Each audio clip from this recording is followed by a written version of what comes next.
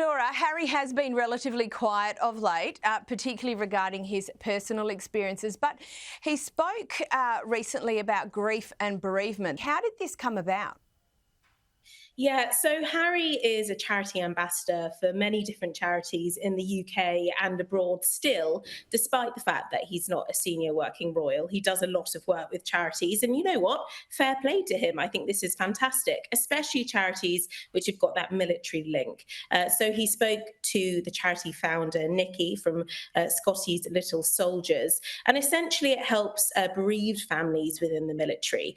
Harry has done lots of work for them over the years. He has even dressed up as Father Christmas. Well, he spoke to Nikki in May whilst he was in the UK, and he did speak with Nikki about his personal experience with bereavement. He has spoken about this before. He doesn't shy away from the topic, and he's spoken how difficult he found it as a child, especially in the public eye, dealing with that, which I'm sure we can all sympathise with. So he did speak and open up to Nikki about this. And I suppose it almost reignited the headline of the fact that Harry still evidently struggles with the loss of his mother and how it's kind of played out throughout his life, but now he wants to very much bring it to the forefront, but in a way that he thinks he wants the narrative to go, which I'm absolutely, supportive of, to be quite frank, because this is purely to do with Harry's personal struggles with it. And the fact that he's open about it and he's creating conversation about it is fantastic. I totally agree with that, Pandora and Angela. Look, no one can begrudge Harry speaking on this. And I think Pandora makes a really good point there. This does seem to impact his life going forward. What are your thoughts? Look, I think that if you think about Spare, his book, it got a lot of abuse. People were laughing at it. The one thing he spoke about in that book that really cut through was grief. And as Pandora said, with this charity, he does the same. This is where he operates from head and heart together. And we don't often see that with Harry. We see heart going nuts, or we see the head going off. There's a lot of anger in Harry. This is, the whole point of being in the public eye is to talk about what you know, and Harry knows grief. He knows it intrinsically, and he can help others. My favourite line from his conversation with Nicola was that he said he didn't talk about it for years because he felt that if he talked about it, he would bring the sadness back. Then he later learned that actually talking about his mother, remembering her, actually brought her alive for him, and I think that's an exceptional message. And I think that's a great way to put it. I totally agree. And Pandora, there's also a report this week about the Spencer side of the family. Apparently a property owned by Princess Diana has gone to another member of the family rather than either of her children. Can you explain to us what's happened here? Yeah, so when the late Princess Diana died, she did leave a big fortune inheritance behind, millions of pounds, which was delegated to her sons, obviously, and her gorgeous jewellery. Most of that was also inherited down. But Diana was from, a background of lots of wealth herself before she actually came into the royal family. Hence the links of why she actually did come into the royal family. Now there's the Althorpe estate where her younger brother Charles does live there with his third wife now, and some of his children who aren't grown up. Now, this estate is open for the public, and you can visit it yourself if you so wish, if you are in England. But it is a topic of who will this estate sort of be brought down to. And as we know, ladies, unfortunately still, in many people's eyes, it is a man's world, and it does go to the eldest son. Now, his eldest child actually is a woman, but she has spoken about this in interviews, and she has said, look, she totally understands that it does need to go to her brother. And that has very much come about this week into the public knowledge. I don't think either William or Harry would be expecting to inherit this, to be quite frank with you. Not only does Harry live on the other side of the world, childs who actually couldn't live there.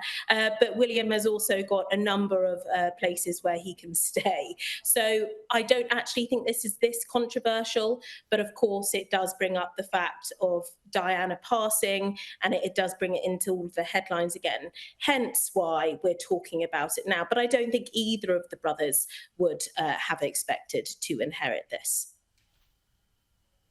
Fair enough. And Angela, Harry has been nominated for another award, and look, it's been celebrated by some, panned by others. What's the award and what's the issue? It's an award in memory of an NFL player called Pat Tillman, who was also a member of the Army in the US, who lost his life fighting in Afghanistan. The fact is, this award is going to Harry. I'm with the detractors. I don't know why these organisations, look, this is about sports and honour and awards, and of course, you know, Harry organised the Invictus Games, but I have a theory on this, because this guy keeps getting awards and you're kind of thinking he's a bit adjacent to the actual topic that the award is being given to.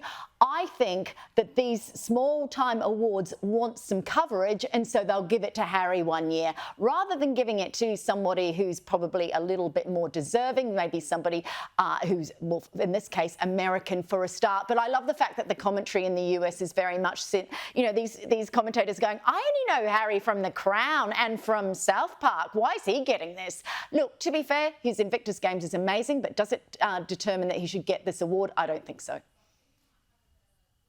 Controversial opinion, but we appreciate it here on this show. And Pandora, on to Meghan, and we don't often get to see her just out and about, but she was spotted this week in a park in LA. She looked pretty relaxed. Was this for anything in particular?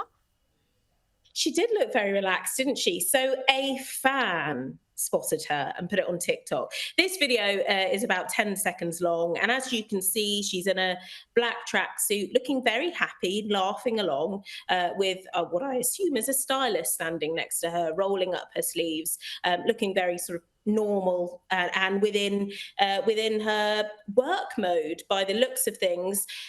What I would say here is no decision by Meghan or her team will have gone without thorough vetting. They were in a public park. The likelihood of somebody taking a snap of her was quite high. Would that be paparazzi or a fan or an onlooker? If they spotted Meghan, they would have known that she would have got snapped. So I would say that here. But lots of people are thinking perhaps this is an Ivy Park collaboration. If you're looking at the tracksuit, and we know that she's friends with Beyonce and other Hollywood stars, and that goes back to when there was that Lion King premiere in London, where we saw that photo of Beyonce and Meghan hugging. So potentially it could be that. That's not been confirmed by Meghan's representatives, but it's important to note that they would have known that someone would have taken a photo here, and that just happened to be a fan who was on their morning walk. Love that. Now, yesterday was Armed Forces Day. The King and Queen were out to mark the occasion. Here's Queen Camilla delivering her first Armed Forces Day message. Whether in this country or overseas, we celebrate the service of men and women in our military, and thank you all for everything you do to protect this country of ours. We also remember those who have made the ultimate sacrifice in pursuit of stability and peace around the world. Angela, such a special day. How was it commemorated? Look, this is so important, and I think it's wonderful to see Camilla giving a speech of this nature. Of course, her father, Major Bruce Shand, was in the army. She was from a military family, Camilla. He, of course, received the Military Cross for battles in the Dunkirk and North Africa, so she knows firsthand what it is to be in this position. And she also spoke about being from a military family and the fact that the people at home, the support that they give to people from the military. So lovely to see her stepping up into this role. I also, having spoken earlier about royal portraits at the moment, there was a beautiful portrait of King Charles. Actually, it was painted before he was diagnosed with cancer. It's by Hugo Bernard.